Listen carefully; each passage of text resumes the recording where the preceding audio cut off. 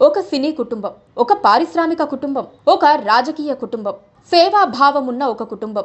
ఇలా గల్లా జయదేవ్ నేపథ్యాన్ని ఎలాగైనా వివరించే అవకాశాలున్నాయి. 2 సార్లు గుంటూరు ఎంపీగా టీడీపీలో పనిచేసిన జయదేవ్ ఇప్పుడు రాజకీయాల్లోకి రీఎంట్రీ ఇచ్చేందుకు ప్రయత్నిస్తున్నట్లు సమాచారం. కనీసం మరో 3 ఏళ్ల పాటు ఎన్నికలు లేని సమయంలో గల్లా వారబ్బాయి రీఎంట్రీ ఎలా సాధ్యమన్నది పెద్ద ప్రశ్నే అవుతుంది. కాకపోతే ఆయన హోదాకు తగ్గట్టుగా రాజ్యసభ సీటు ఇస్తారని కూడా ఒక చర్చను కొందరు అభిమానులు మీడియాలో వదిలారు.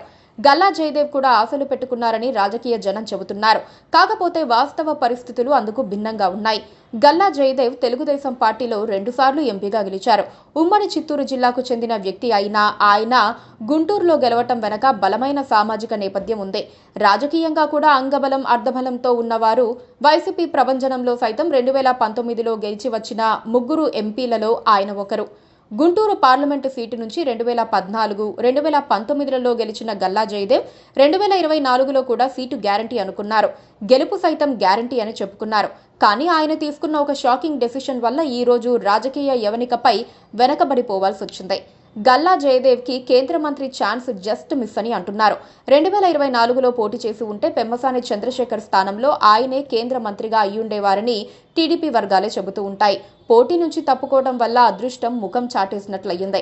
గల్లా వారి కంపెనీలపై అప్పట్లో జగన్ ప్రభుత్వం కక్ష కట్టి వేధించడంతో మనకెందుకు ఈ గొడవ అని జయదేవ్ రాజకీయాలకు సైతం దూరంగా ఉన్నారు.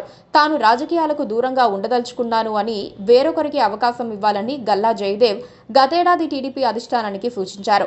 ఈ క్రమంలోనే చాన్నాళ్లుగా టీడీపీ టికెట్ కోసం వేచి చూస్తోన్న అదే సామాజిక వర్గానికి చెందిన ఎన్ఆర్ఐ పెమ్మసాని చంద్రశేఖర్ కు అవకాశం వచ్చింది. గుంటూరు ఎంపీగా గెలిచి ఆయన కేంద్ర మంత్రి కూడా అయ్యారు. టీడీపీ బలం పుంజుకోవటం, అన్ని సమస్యలు సర్దుకోవటంతో జయదేవ్ ఇప్పుడు రాజకీయాల్లో రీఎంట్రీ ఇచ్చే ప్రయత్నంలో ఉన్నట్లు సమాచారం. త్వరలోనే గుడ్ న్యూస్ ఉంటుందన్నట్లుగా ఆయన ఇటీవల మీడియా వద్ద కామెంట్ చేశారు. బలమైన రాజకీయ నేపథ్యం ఉన్న నాయకుడు కావటంతో గ్యారంటీగా అవకాశం ఉంటుందని కూడా టీడీపీ వర్గాలు చెబుతున్నాయి. 2026లో ఖాళీ అయ్యే 4 రాజ్యసభ స్థానాల్లో ఒకటి ఆయనకిస్తారని కొందరు ప్రచారం చేస్తున్నారు. కాకపోతే అందులో నిజం లేదని ఒక వార్త బయటకొచ్చింది. గల్లా జయదేవ్ ను అకామిడేట్ చేసేందుకు మంత్రి నారా లోకేష్ విముఖంగా ఉన్నారని విశ్వసనీయ సమాచారం. అందుకు అనేక కోణాల్లో కారణాలు వినిపిస్తున్నాయి. వైసీపీ ప్రభుత్వంలో టీడీపీ నేతలంతా పోరాడుతూ జైలుకు వెళ్తూ తన్నులు తింటోన్న తరుణంలో జయదేవ్ కాడి కింద పడేసి తెలంగాణకు మారిపోయారని లోకేష్ గుర్రుగా ఉన్నట్లుగా చెబుతున్నారు. ఎంపీ పదవి అనుభవించటం, పార్లమెంట్లో పాష్గా మాట్లాడటం మినహా పార్టీకి ఆయన చేసిందేమీ లేదని కూడా విశ్లేషణలు వినిపిస్తున్నాయి. పార్టీకి నిధులు ఇచ్చినట్లుగా కూడా దాఖలాలు లేవు.